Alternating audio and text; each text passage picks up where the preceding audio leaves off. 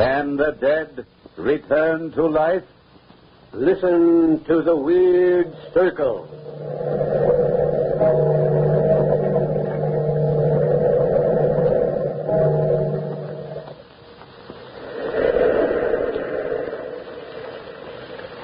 The Weird Circle. In this cave by the restless sea, we are met to call from out the past stories strange and weird.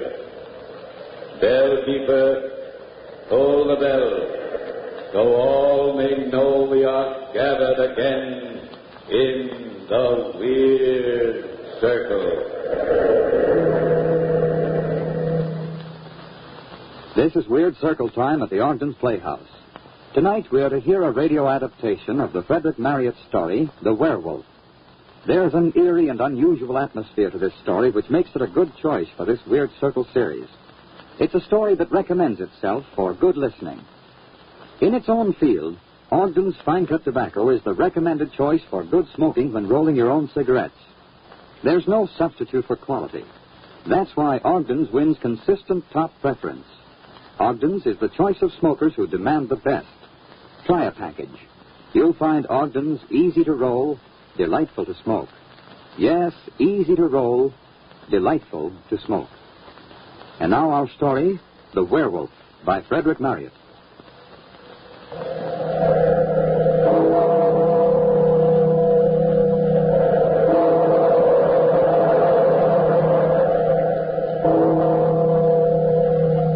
Out of the past, phantoms of a world gone by speak again the immortal tale, the werewolf.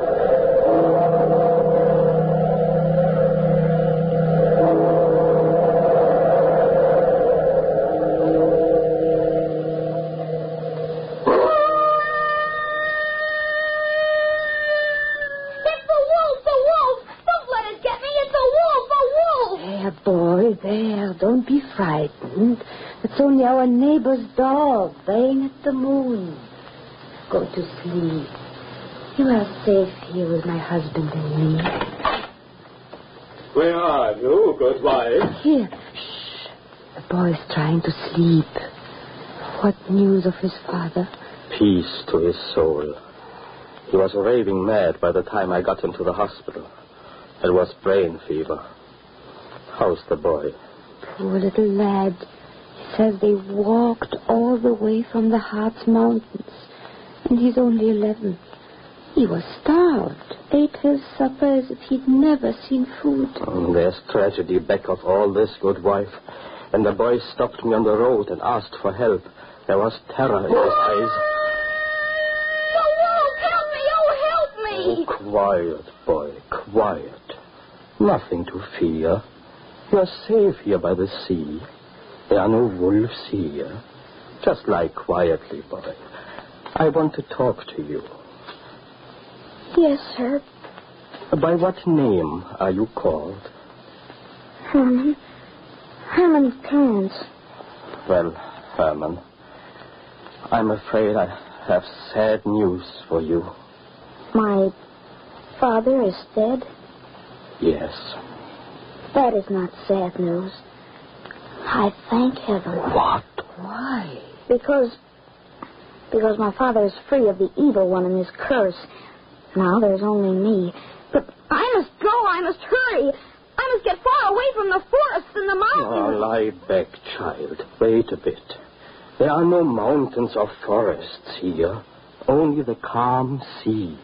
What do you fear, Herman? Let me sit beside you. Don't be afraid. You kissed me. Is that so strange? What? It is very strange. You're kind and good, and yet you are a woman. Poor motherless little one. Oh, it might help you lose some of your fears, boy, if you told us something about yourself. You were born in the Harz Mountains? No, mynheer. We lived in Hungary on the estate of a great noble. My father was steward. And what about your mother? She ran away from us when we were very small. My brother Caesar said it was because of her that my father killed his noble lord. Oh, I see. Now go on with your tale.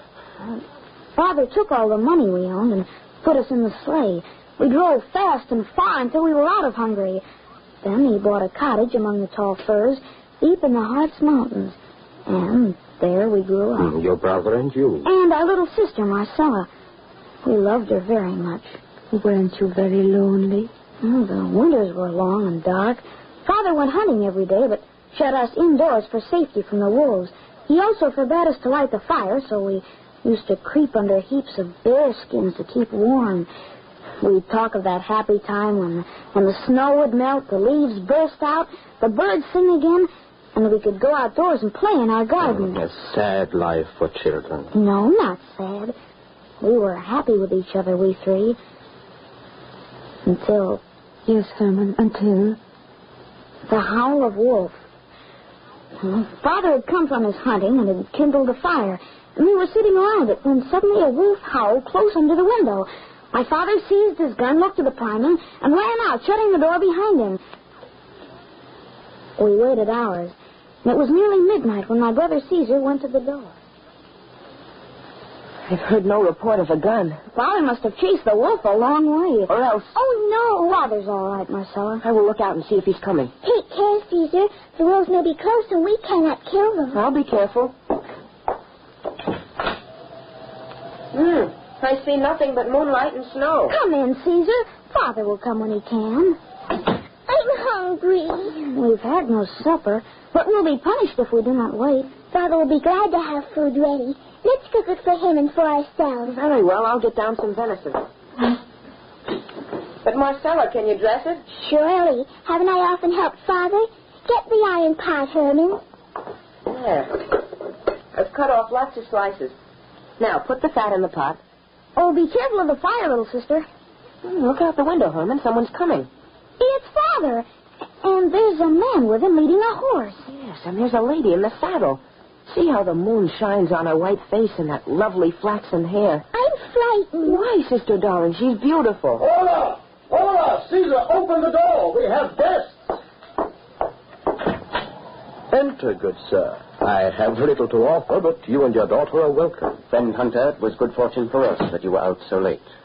We had ridden far in fear of our lives. And we would have died of cold and hunger in those mountains had you not heard our horn and saved us. Come, mistress. Seat yourself by the fire. The warmth is pleasant. And the smell of food is pleasanter still. You have young cooks here, mein Herr. Yes, these are my children.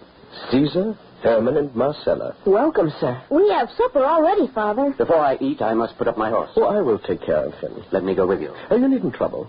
But if you like, come along. I have a shed outside. What fine boys you are. Come close to me. Good, strong arm. Sturdy shoulder. Why do you tremble, lad? You're so white and shining. There's no reason to fear me. You're a stranger. I'm not strange. We should be friends, But where's the little girl? She's afraid. I think she has hidden herself in bed. Gone to bed without any supper? She must have been a bad little girl. She is not bad, lady. No, she's good.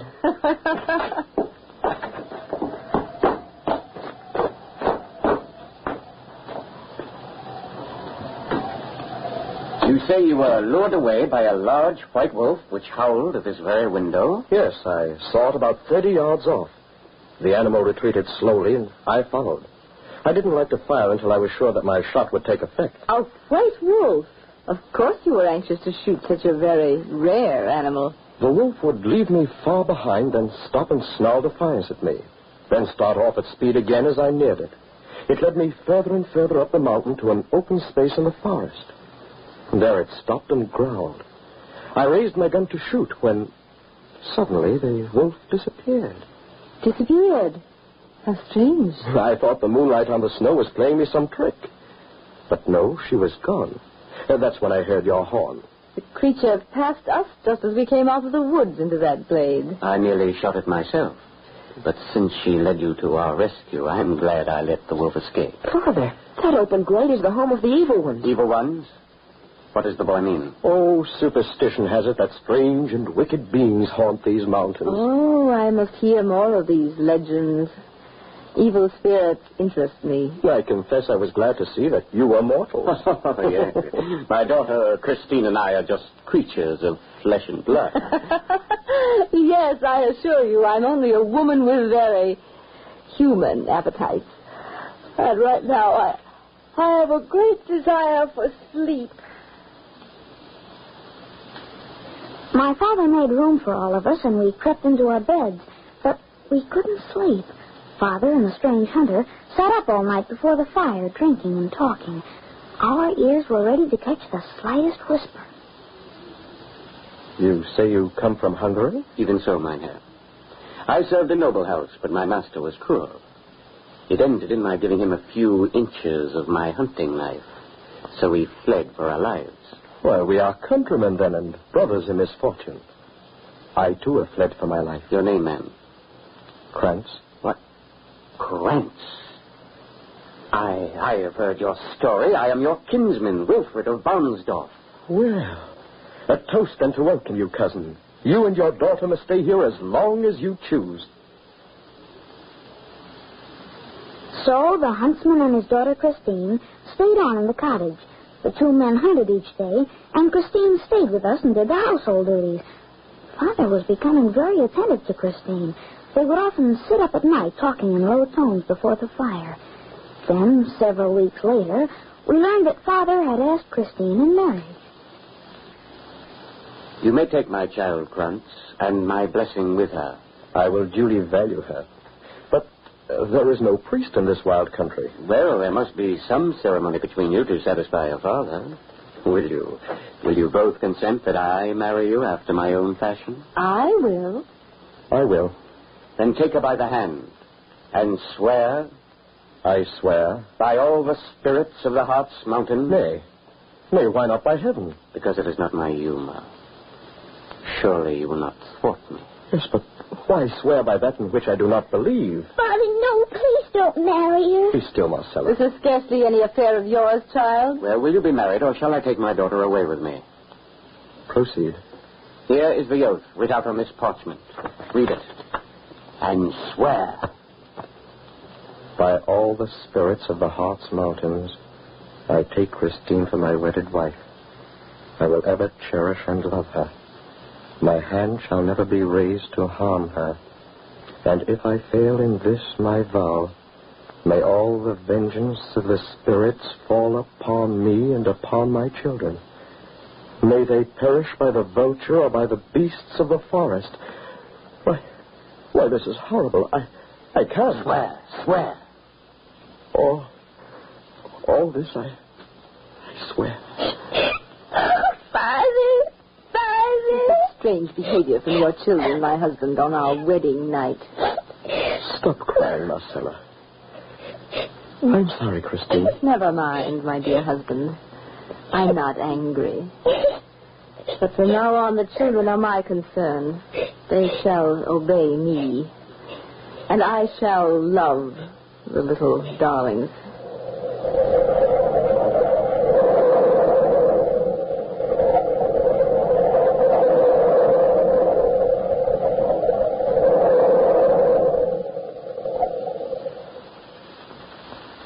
Friends, the legend of the werewolf is one that has lived a long time in the pages of classical folklore. Many of you are familiar with the legend, and no doubt many of you have a preconceived idea of what comprises the climax to tonight's Weird Circle story. Roll-your-own cigarette smokers everywhere know that there isn't any legend to the story of smoking satisfaction when your choice of tobacco is Ogden's Fine Cut, and you know what to expect every time you light a cigarette rolled with Ogden's. You're certain there can be only one result: complete smoking enjoyment. There's a smooth goodness to Ogden's, a distinctive taste and uniform quality that makes Ogden's, OGDEN''S, Ogden's Fine Cut Tobacco, the leading choice of people everywhere, discerning roll-your-own cigarette smokers who insist on the very best. Try Ogden's and you're sure of top-flight smoking satisfaction. You'll agree that Ogden's is easy to roll, delightful to smoke. Yes, easy to roll, delightful to smoke. And now back to our story. Krantz, a fugitive from Hungarian cruelty, had fled with his small children, Caesar, Herman, and Marcella, to a rude hut deep in the Harz Mountains. One winter night, while pursuing a white wolf, Krantz is hailed by a stranger and his beautiful daughter, Christine, who were lost in the mountains. He invites them to his humble home, and being glad for the good company he thinks there will be, he begs them to stay on as his guests for as long as they choose. In the days that follow, Krantz falls in love with the beautiful Christine, and though his little daughter cries out in fearful premonition of things to come, he marries her in a strange pagan ceremony.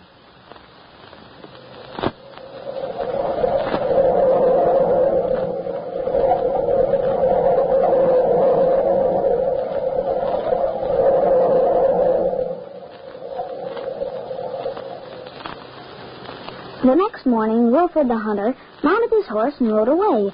Things went on much as before the marriage, except that Christine showed us no kindness now. She often struck us and took special pleasure in ill-treating Marcella. One night, my little sister shook us as we slept. Wake up, brother. Wake up, Herman. What's the matter, Marcella? She's gone out. Gone out? Yes, in her night clothes. I saw her get out of bed. Then she looked at Father to make sure he still was asleep. Then she went out the door. A wolf. She'll be torn to pieces. Oh, no. Much as I hate her, that would be too horrible. What can have made her go out all undressed in the deep snow? She's strange. She's dreadful. Her eyes flash fire when they look at me. Her teeth are like an animal's. She certainly eats queerly. Have you noticed she doesn't like to sit at the table? While getting supper, I've seen her tear at a piece of meat that wasn't even cooked. There she is in the firelight. She's in her white nightdress. Washing her face and hands in the water pail. Father hasn't even waked up. She's going back to bed. We might as well go to sleep now, but we'll watch again tomorrow night. The next night and every night, our stepmother rose from bed and left the cottage. And every night the wolf howled under our windows. And always on her return, Christine washed herself, then crept back to bed, and always my father slept soundly. Well, the time came when my brother could stand it no longer. Caesar, why have you come to bed all fully dressed? I'm going to find out about these midnight walks. You'll tell Father? Not until I know where she goes and what she does. Caesar, you don't mean that you... Yes, tonight I'm going to follow her. No, Caesar, please don't. Please don't. I'm afraid. I know you're brave, but I wish you wouldn't go, brother. I'm going now. There's no use talking. She's getting up now. Quiet, you two. There she goes to the door.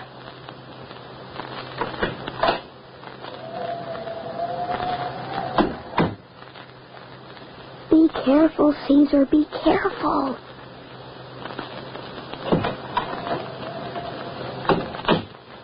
Took Father's gun. Oh, I'm so frightened. So am I. I'm shaking all over. I wonder how long we'll have to wait. A shot. Father was sure he'd wait now and find out about her. No.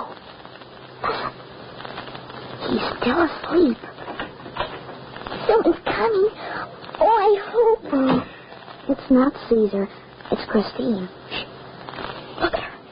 Marcella, her dress is all covered with blood. Now, what's she doing? Huh? Who's there? Lie still, dearest. It's only me. Oh. I'm just relighting the fire to warm some water. Hurry back, Christine, mind. You should be asleep at this time of night. We watched our stepmother change her linen and burn the garments. Her leg was bleeding. She bandaged it and sat before the fire. But where was Caesar? And how did Christine get the wound and rest from his gun? Oh, trembling in our bed, we waited. Waited till dawn. Father awoke. Father? Well, what is it, Herman? Father, where is my brother Caesar? What do you mean, son? Oh, he went out in the night. Marcella and I waited for him. He's not come back. Merciful heaven. I was restless last night and thought I heard someone lift the latch. Dear me, husband, what has become of your gun? My gun? What? Great heaven, it's gone. Caesar took it. Herman, get me the broadaxe. I'm going to find Caesar.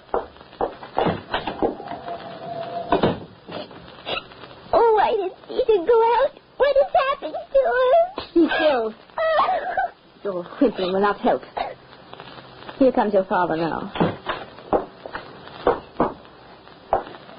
Father. Oh, Father's carrying Caesar. Torn to pieces. Oh. Clear the table.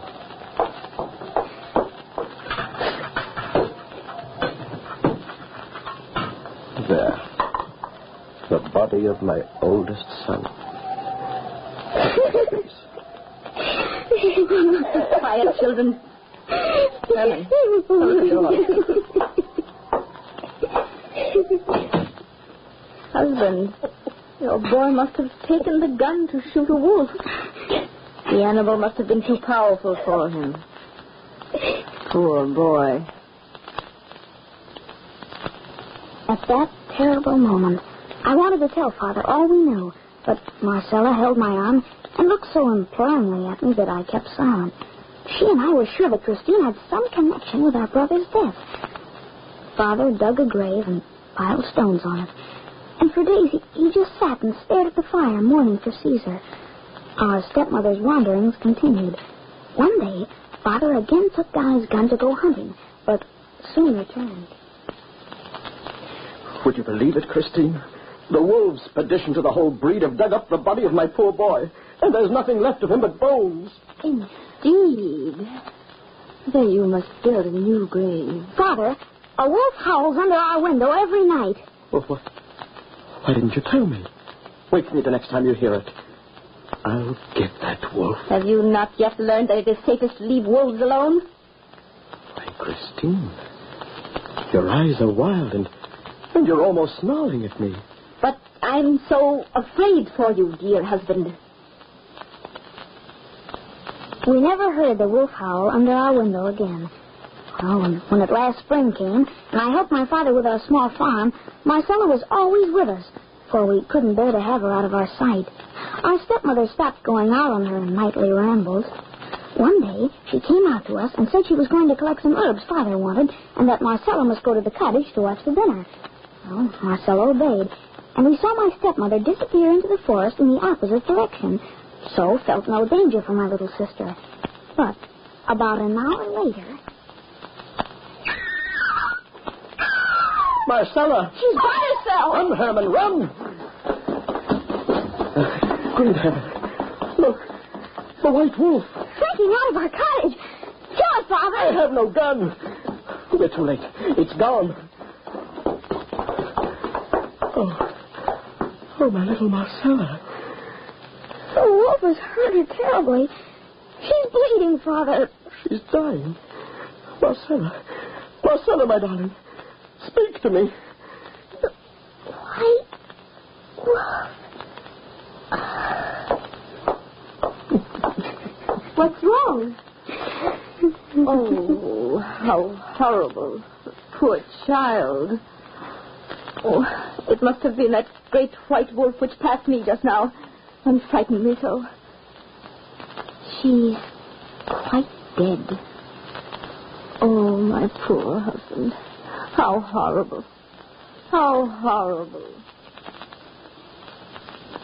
We dug a grave for my darling little sister and did everything we could to protect it against wolves. Well, I was alone now. So awfully alone.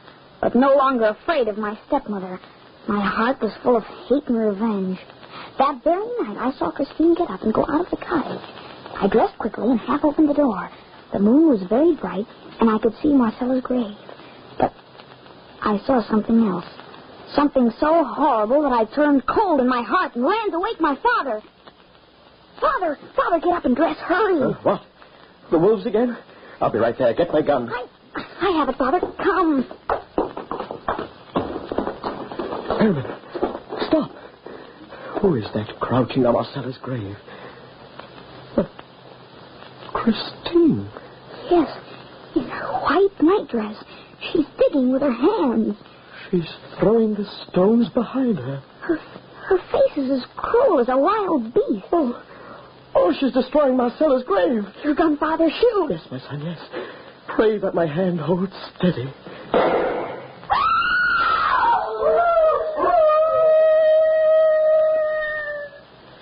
forgive me. I have killed my beautiful Christine. No. No, look, Father. The body on Marcella's grave. The body you've killed is not my stepmother. It's not Christine. No. No, it's the white wolf. The white wolf which lured me into the forest. The white wolf that killed my children. Oh, I see it all now. My oath. My oath to the spirits of the Heart's Mountain. Spirits of the Heart's Mountain. I take Christine for my wedded wife. I will ever cherish and love her. My hand shall never be raised to harm her. And if I fail in this my vow, may all the vengeance of the spirits fall upon me and upon my children. May they perish by the vulture or by the beasts of the forest. Poor fool mortal who had a werewolf. Your beautiful Christine, a werewolf. A werewolf. Stop, demon, stop! I shall go mad. Come, my son, my little Herman. You at least may escape this awful curse. We must flee for our lives, away from these evil forests, to the sea. There you'll be safe, my son. There you will be safe.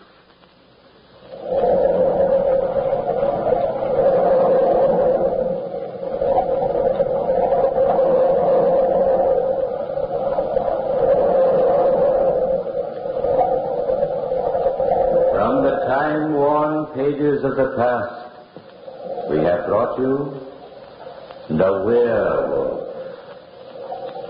Bellkeeper, toll the bell.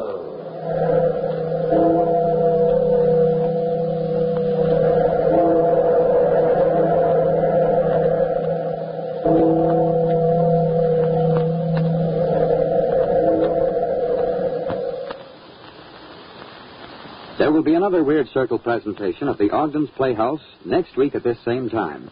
This is your invitation to join our story circle for a half hour of unusual radio entertainment. Meanwhile, remember the name Ogden's when in need of a cigarette tobacco. It's a name you won't forget after trying a cigarette rolled with this choice tobacco.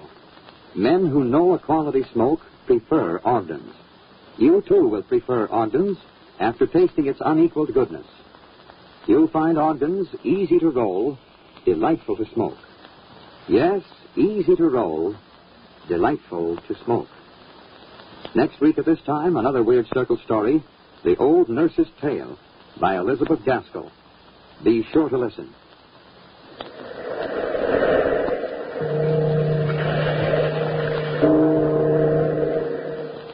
If you smoke a pipe, try Ogden's Cut Plug. It's a rich, smooth pipe tobacco.